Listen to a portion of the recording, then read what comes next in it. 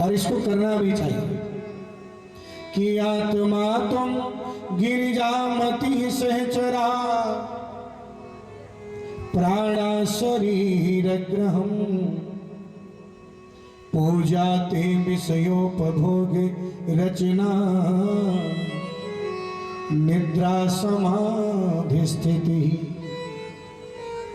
संचारा पदयो प्रदक्षिण विधो स्तोत्राणि शनिवागिरो यद यद कर्म करोमि तत्तदखिलम शंभो तवाराधनम। बड़े भाव से सुनिएगा, कहता क्या है, हे प्रभु आत्मा तुम, आप मेरी आत्मा है। आत्मा जो मेरे अंदर शरीर के अंदर स्थित है ना, बोले बाबा वो आत्मा आप ही है। आत्मा तुम गिरिजामति, साक्षात पार्वती ही मेरी बुद्धि है। ध्यान देना, कभी कभी किसी से गड़बड़ हो जाती है, मैंने दिमाग नहीं लगाया, मैंने बुद्धि नहीं लगाया, ऐसा उल्टा हो गया, ऐसे बोलते हैं ना। लेकिन अगर पार्वती जी को ही बुद्धि में आप बसा लेंगे तो क्या वहाँ गलती हो सकती है? कभी नहीं होगी। हे प्रभु आप आत्मा हैं, लेकिन बुद्धि जो है ना साक्षात देवी पार्वती है। आत्मा तुम गिरिजामति, देवी पार्वती बुद्धि है। सहचरा प्राणा शरीर ग्रह, आपके जो सहचर हैं, आपके जो गण हैं, मानो मेरे पंच प्राण। पंच प्राण कौन से हैं? जो श्वास होती है ना, 5 प्रकार की होती है, व्यान अपान उदान समान आदि जो 5 है ना, वही पंच प्राण है। 5 प्राण ही आपके मानो गण हैं। आत्मा तुम गिरिजामति सहचरा प्राणा शरीर ग्रहम, ये जो शरीर है ना, ये आपका स्थान है, निवास स्थान, इसमें आप निवास करते हैं। इस शरीर को मंदिर रूप में बना दो प्रभु, क्योंकि जहां भगवान निवास करेंगे मंदिर वही हो जाता है। आप सुंदरकांड पढ़ते हैं ना, सुंदरकांड में क्या लिखा है? जब हनुमान जी लंका में जाते हैं तो लंका में प्रवेश कैसे करते हैं?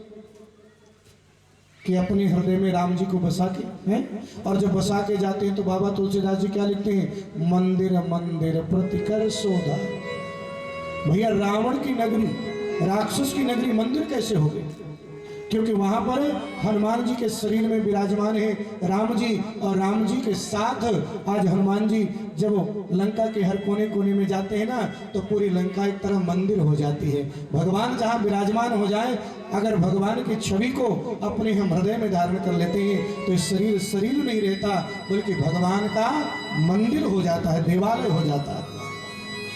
पूजा यानी प्राणा शरीर ग्रहम पूजा ते विषयोपभोग रचना। हे भोलेनाथ, जो भी संसार में मैं काम करता हूँ, कोई क्रिया करता हूँ, कुछ भी करता हूँ, मानो आपकी पूजा कर रहा हूँ, उसको पूजा रूप में स्वीकार करें। पूजा ते विषयोपभोग रचना और निद्रा समाधि स्थिति।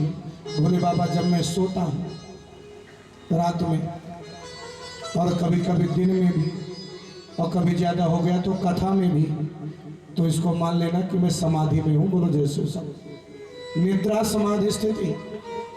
संचारा पदयो प्रदक्षिण विधो, जो भी इधर उधर घूमता हूँ, टहलता हूँ, वॉकिंग करने जाता हूँ, कुछ भी करता हूँ, ध्यान देना उसको केवल अपनी परिक्रमा में स्वीकार कर लीजिए। बोलो जैसे सब है।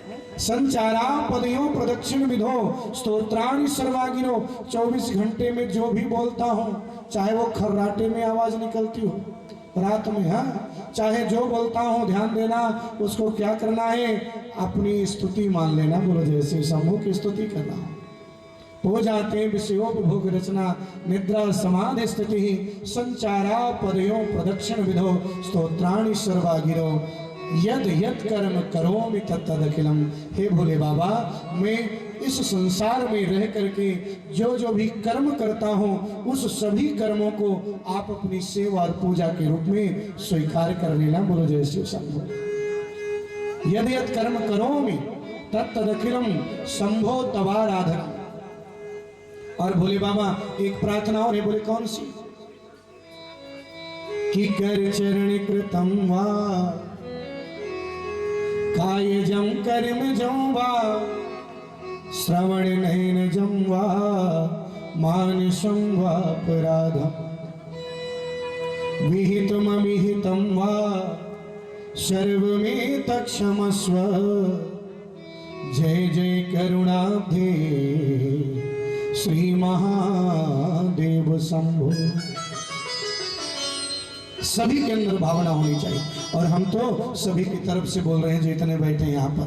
हे भोले बाबा, अगर मैं चलते हुए भी कोई पाप किया हो, मेरे पैरों से भी कुछ पाप हुआ हो, मेरे हाथों के द्वारा पाप हुआ हो, कर चरण कृतम वा कायजम, इस शरीर के द्वारा कोई दोष हुआ हो, कायजम वा और मन से कोई दोष हुआ हो, आंखों से कोई पाप हुआ हो, और शरीर के किसी अंग के द्वारा कोई पाप हुआ हो, मैंने पाप सुना भी हो, हे भोले बाबा उन सभी को क्षमा कर देना।